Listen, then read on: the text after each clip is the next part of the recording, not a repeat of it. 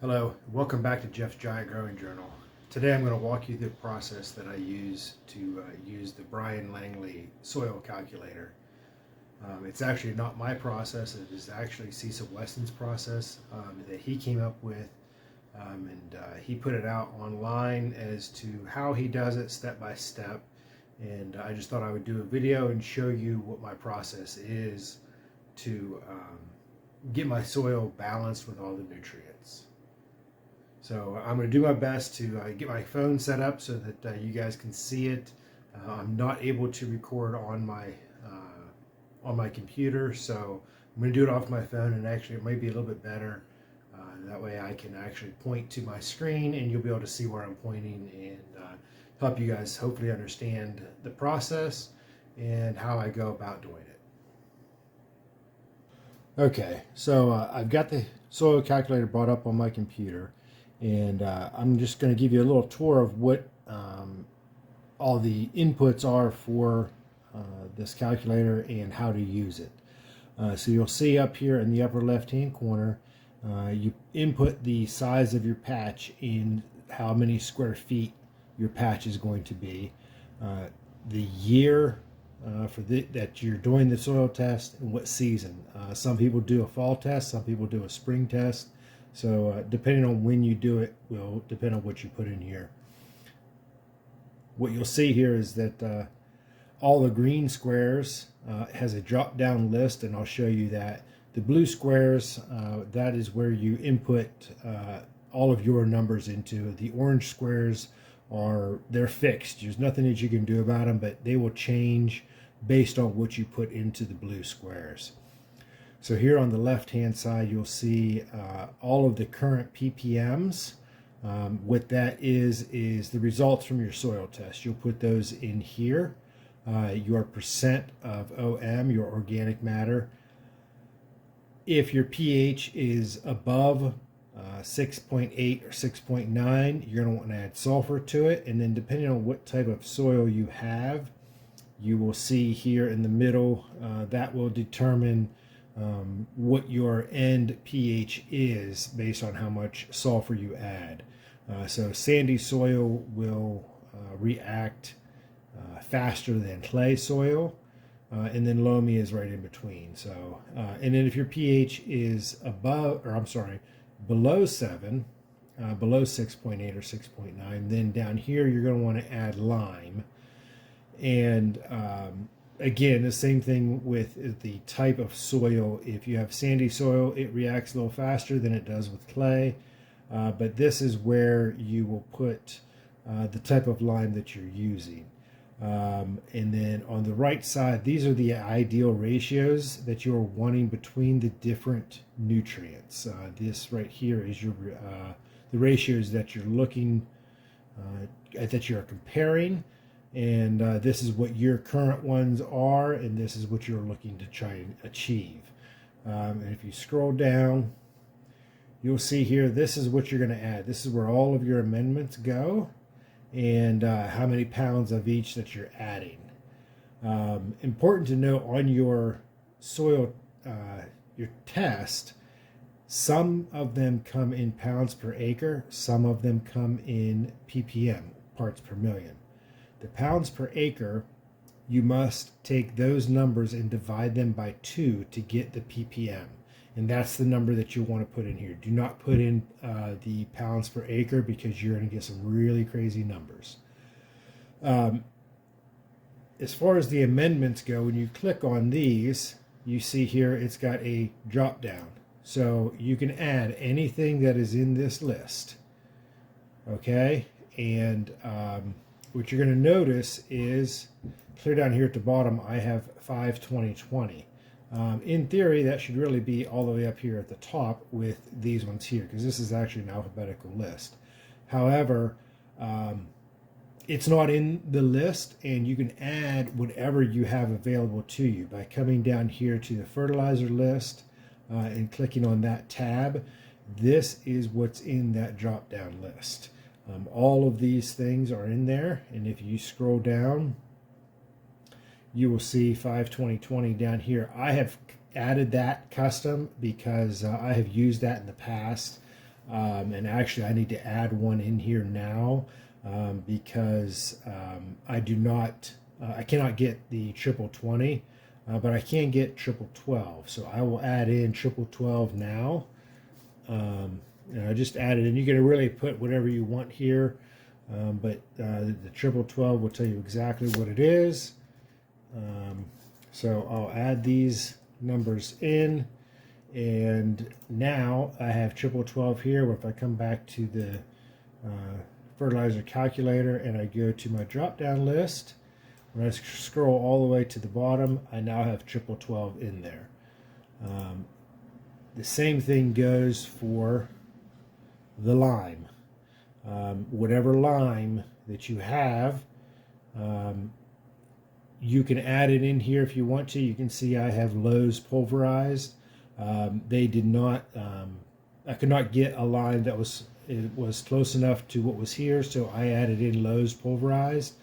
All of the numbers are on the bag, so I just added the 21.2% calcium, 12.1% magnesium, and the CCE is 102.9. It's all on the bag, so I just added it in there so that I can use that to adjust my pH. There is also some kind of generic numbers for different types of compost, depending on what kind it is. I would, if you're adding compost, you can use these generic numbers. That would get you relatively close. If you really, really wanted to dial it in, have your compost tested. And make sure that your lab knows that you're testing compost. The best thing that you can actually do is just to call your lab and ask them how the form would need to be filled out to make sure that you are filling it out correctly to get the right one. Because if you test your compost as soil, you're going to get some crazy numbers. So, and you don't want that because that's going to mess everything up. So back to the fertilizer calculator. I'm going to do my patch number 4. I was going to do my 150 square foot patch, but I actually did it in the calculator. And at 150 square feet, it is very difficult to get your ratios correct. That's one of the challenges with that 150 square feet. Because of the square footage, it's very difficult to get these correct. So instead of trying to really nitpick at that and try to get that really good on the video, I decided to do one of my regular size patches. The size of that patch is 900 square feet. Most of my patches are 30 by 30, which is 900 square feet. The year is 2022. And the season, I did that in the spring, so I'm going to just write spring. And that is my patch number 4. I label all my patches. I got them all numbered. It just makes it a little bit easier on me. I test each patch individually because that helps me just kind of dial everything in. I use Waypoint Analytical to do my tests. They're a little bit cheaper than some others out there, and but it gives me all the numbers that I need. So that's the important thing, that wherever you get it tested, you make sure you get a full spectrum. I have actually done it through my local extension office, and they gave me NPK and calcium, I believe. And that's just not enough to do for giant pumpkins. So I've got all my numbers here from my test, so I'm going to input all of those. My organic matter was 0.6%. It is always low. I don't know why. No matter what I do, it just stays down there. Could be the test, could be just the fact that I have low organic matter. Nitrogen, I never have nitrogen on my tests. Nitrogen is a mobile nutrient, and so I'm not too worried about that. I always add it in some form or another anyway. I'm not too concerned about having that on my test right now. My phosphorus, let me just enter these in real quick.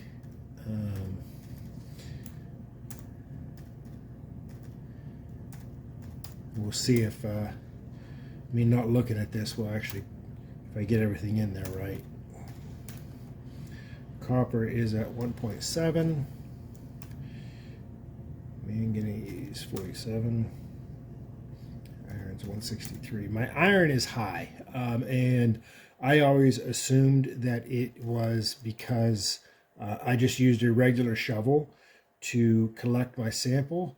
And I recently discovered, actually this past year, that the biggest reason why it is so high is because I collect water off of my pole barn, and my pole barn is older and it's got a rusty roof, and the iron from that rust is leaching and going down into my water, and I'm actually watering with a high iron water, and that's why I have the high iron in my soil.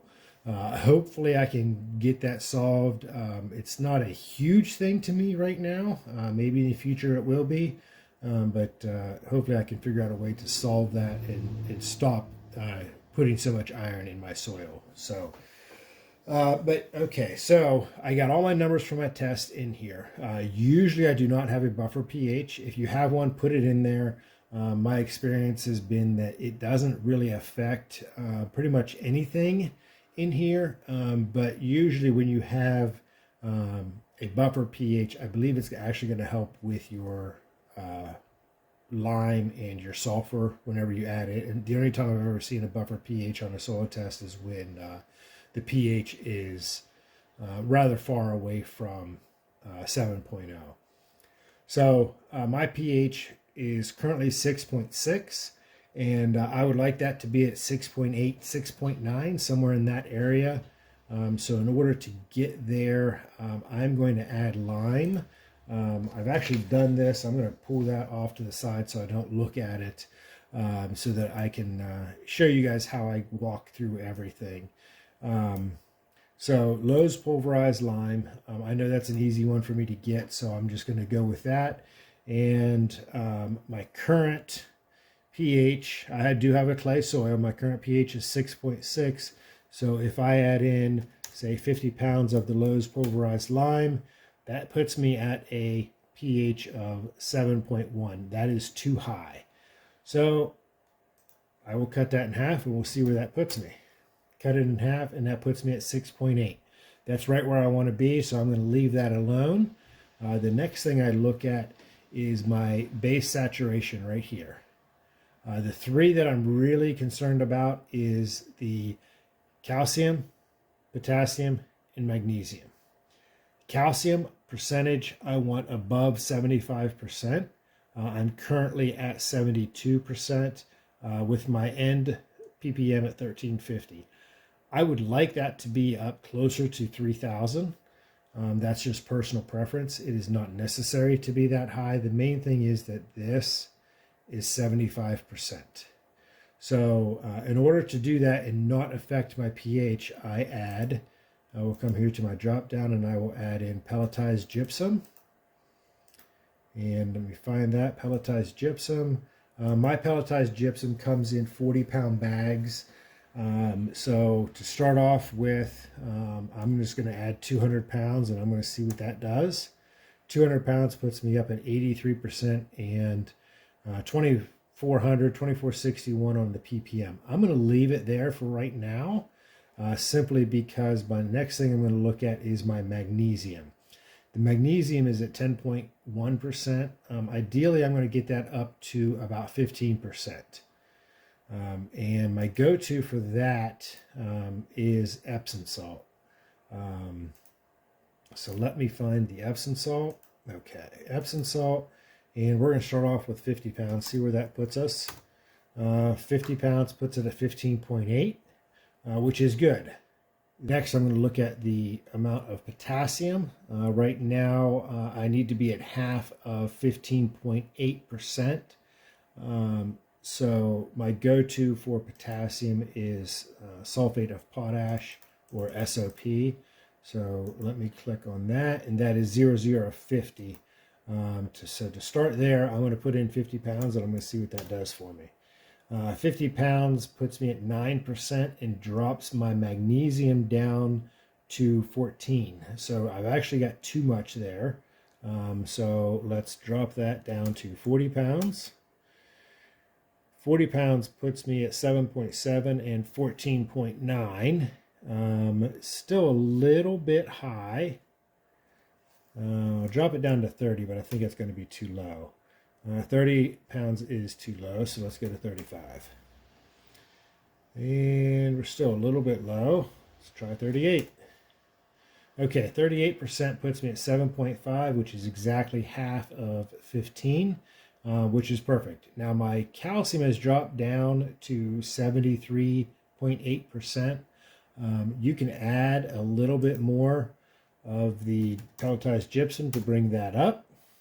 And I added 40 more pounds, and that put me at 75.4%, 7% on the potassium and 14% on the magnesium.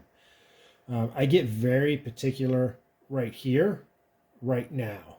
Later on, I don't worry about this one, but I do worry about this one. Right here is the magnesium and potassium ratio. My current ratio is 2 to 1, and that is what you want. You'll find out later on these numbers will not be exactly half, but this ratio will still be 2 to 1. But right now I get very particular with that. I want that as close to perfect as possible. And then later on, as I add these others, those numbers will change.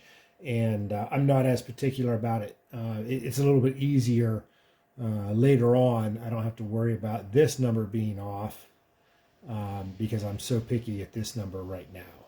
So my next ratio that I look at is the boron. Potassium to boron is, my current is 1212 to 1. Ideally, I want to be at 200 to 1. I'm actually going to make that about 196 if I can. And borax is where we go with that. Borax is available in a detergent aisle at your grocery store, Walmart. I believe even Lowe's sells it now. It's just regular old borax. They do make other products with boron in it. The borax is very easy to get. So that's what most people use. I'm going to go with 1 pound and see what that does. 1 pound dropped my ratio of potassium to boron to 159 to 1. So that is definitely too much.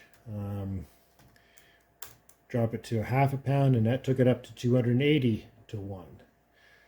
So as you can see, it's just basically plugging in numbers and getting them to about what you want to get to. Now here I am at 192 to 1, and I moved it from 0.75 to 0.8 pounds of borax. I'm going to leave it there for now. I may end up changing that later, but we'll cross that bridge when we have to. And now I'm going to start looking at my other ratios of the micronutrients. I start here and I work my way up. So I look at copper to manganese, and my copper to manganese is, or my manganese to copper is 28 to 1, and ideally I want it at 7 to 1. So I'm going to need to add more copper. So in my drop down list here, I go to copper sulfate and start out with a pound and see what it does. Okay, my manganese to copper is now 6 to 1.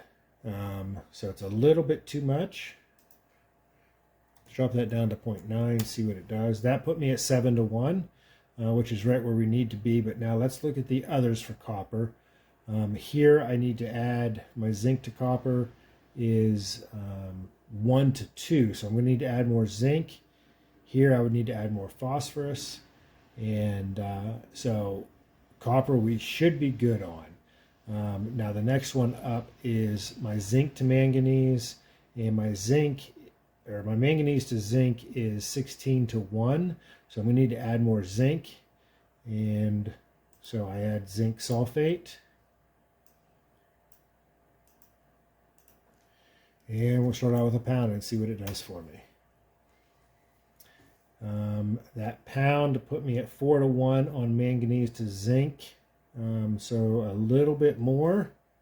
Let's try 1.25.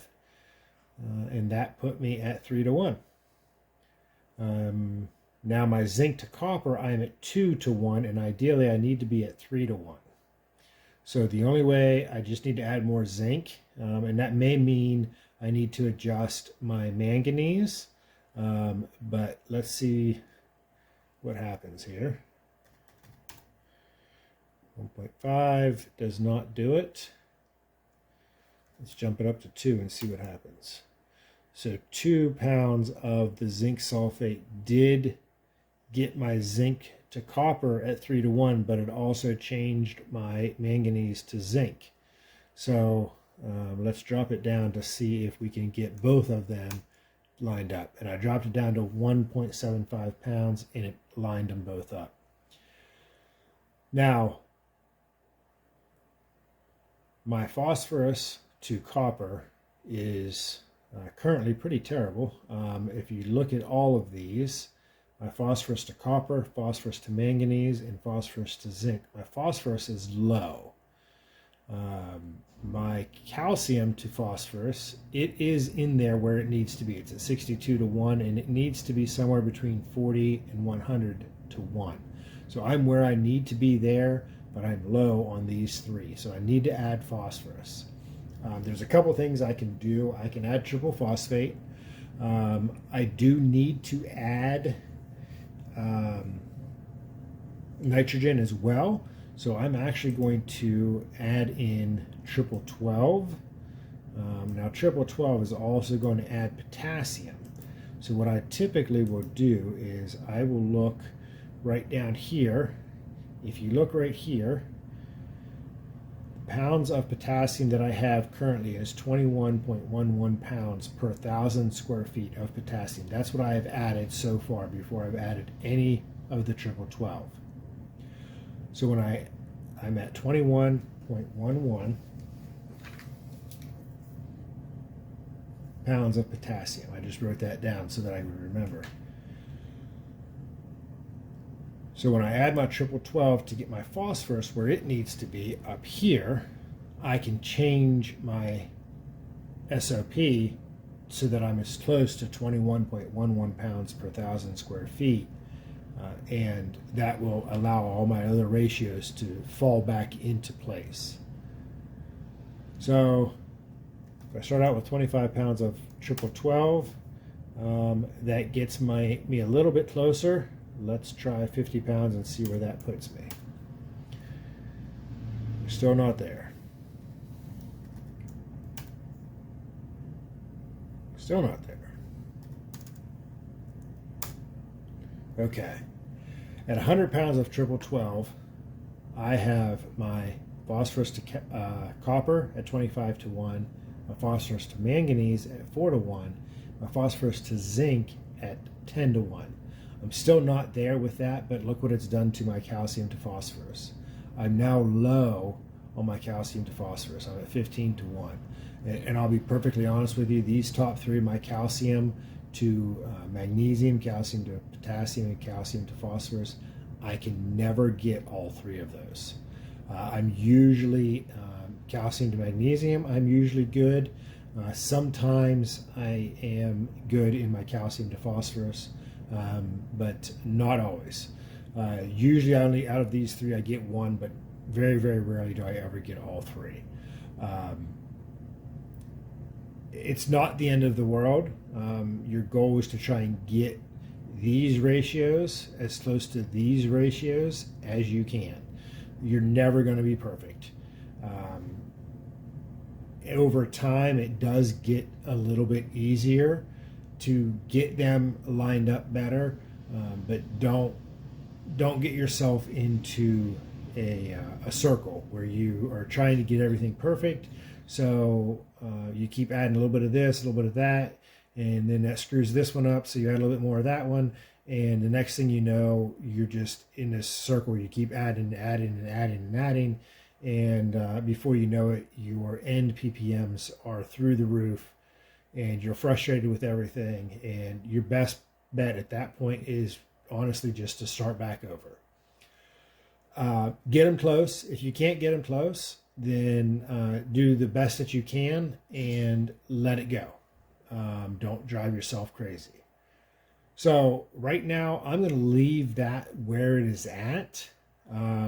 I could add more calcium. I can add more pelletized gypsum to get everything lined up again. But let me see what happens once I adjust my K. Right now, my calcium to potassium is at 4:1. But remember, I just added triple 12, which added potassium. And my potassium right now, I'm at 34.44 pounds per 1,000 square feet. And so I need to get that back down to 21.11 or pretty close to it. So the easiest way is for me to drop how much SOP I add, the 0050. So let me drop that down to 30 pounds and see what it does. That puts me at 30 pounds per 1,000 square feet. We're still not there. 25 pounds, 20, 18, try 15. 15 pounds puts me at 21.67. I need 21.11. There we go, 21.11. That should put my ratios, my base saturation percentage back where it needs to be, back where it was before I added the triple 12. It also brought my calcium to potassium to 6:1. Still not in that 10 to 15:1 range that we want, but not terrible. Again, these top three I very rarely get. But you'll notice my phosphorus to zinc, it's a little bit off as well. The rest of these are all right where they need to be. My potassium to boron is at 192:1. That is still a little bit low. My manganese to potassium is 2:1. You come back up here, it actually is still exactly the same. That does not always happen. This is usually a little bit off. My calcium to boron is actually high. I'm not too concerned about that. Again, it's close. It's within the ballpark. Now, if it was way off of that, if say 1,500:1, then that might be an issue. But if that was 1,500:1, then my potassium to boron would also be off. So now what I do is I add in alfalfa meal. I will add 50 pounds, and kelp meal I will add in 25 pounds per 1,000 square feet. It's 900 square feet. That's close enough to 1,000. Even if I added 100 pounds of alfalfa meal and 50 pounds of kelp, it's really not going to change my numbers a whole lot up here. But what it does do is it changed my potassium to boron to 197:1. That is acceptable to me. If I really wanted to be really picky, I could lower my boron and that would get me in there a little bit better. But my boron is at 2.5 ppm. Boron is a mobile nutrient. I know Cecil Weston always is concerned about boron toxicity. He's got every right to be. My experiences with it being a mobile nutrient, even in my clay soil, I started out this year at 0.4. Last year I did not test this patch, so I don't know what it was last year. But the patches that I did test last year, I had them above 2, even above 3 ppm at the beginning of the year. I add urea mate, which has boron in it.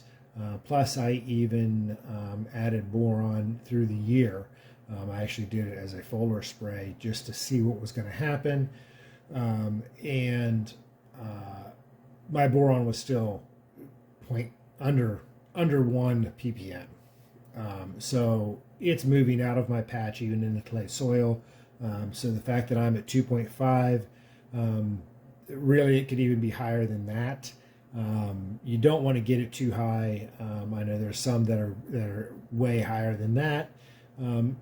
And it's not something I'd be too awfully concerned about, but at the same time I would take caution, especially if you're a new grower, keeping it around that probably 2 to 4 ppm, 4 being on the high, really high side. You want to be careful with it because you can get boron toxicity, but again, it's a movable nutrient. It's going to move out. The other thing that I did not cover was the nitrogen. I am adding nitrogen in the triple 12. If I did not need the triple 12, I would add about 9 or 10 pounds of urea to 1,000 square feet, just to give my plant some nitrogen to start growing. And my urea mate does have nitrogen in it as well that I feed the plants. But that is the process that I use. And like I said, it's not my process. It's Cecil Weston's process. And there you have it. That's the process that I use to go through the Bryan Langley soil calculator. It's not my process. That is Cecil Weston's process. He does caution about getting too high on certain things. I will do my best to put a link to a copy of what he had typed out, so that you can take a look for it and look at it yourself and see what numbers he cautions about being too high to add things, or even an invalid test. Any number of things could happen that get your numbers too high. So he does put that on there and does caution about it. Something else to do when you're taking a soil test: do not add something. Do not add a bunch of compost or a bunch of fertilizer, lime, whatever. Till it all in and then take your soil test. If you add something, you have to wait at least 3 months before you take your soil test. If not, it's going to throw your numbers off. And it's going to be basically a waste of money, waste of time to do that. Your best bet at that point is, if you add everything, then just do a tissue test during the year and adjust your fertilizer schedule to that tissue test. And not to the soil test, because whatever you add is going to skew those numbers, sometimes dramatically. So, if you have any questions, please post them. Don't forget to subscribe and hit the bell to get notifications of when I do post new videos. And God bless and grow big.